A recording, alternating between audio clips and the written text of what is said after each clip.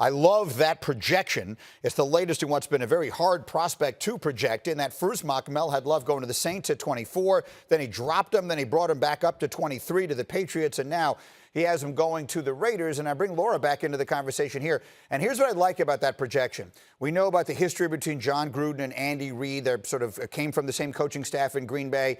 And I think Gruden has watched what Reid has done with Patrick Mahomes. And that's where the comparison becomes interesting to me, Laura, because you've been saying for the longest time here, the people who project Love at the absolute apex will point out the comparisons between him and Mahomes.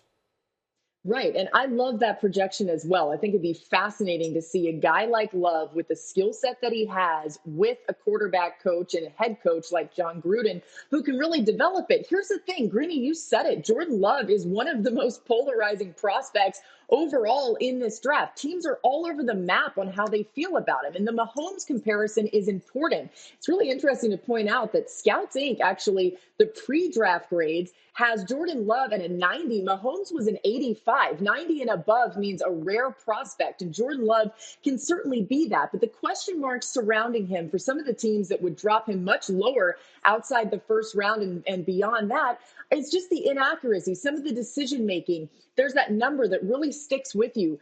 His pass attempts, 27% of his pass attempts registered as uncatchable. That's by far the highest percentage of any of these first-round projected prospects.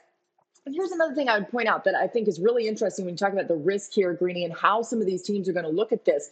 Think about these teams that have, taken a risk drafting some of these physical prospects at the quarterback position, guys that you say they've got the tools, maybe we'll be able to develop them. Christian Hackenberg maybe falls in that category. Cardale Jones. Wouldn't those teams look back and say, you know what, those guys haven't started games for us. We might rather have had those picks back, maybe even to draft a completely other position, a position that maybe would be able to contribute earlier and more often. So Jordan Love's going to continue to be a huge question mark in this draft. Well, I think you make a very important point. I just have a second here, but when Patrick Mahomes was being evaluated and you were covering the sport at the time, we weren't sitting here saying, oh, he's going to be the best quarterback of all time. Sometimes the circumstances have to come together, and I think that's an important piece of this. Mahomes was not Mahomes coming out of college.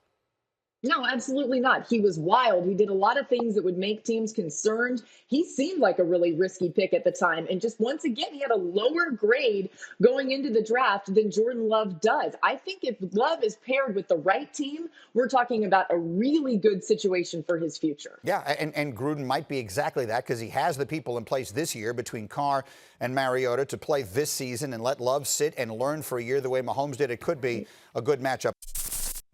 Thank you for watching ESPN on YouTube. For live streaming sports and premium content, subscribe to ESPN+.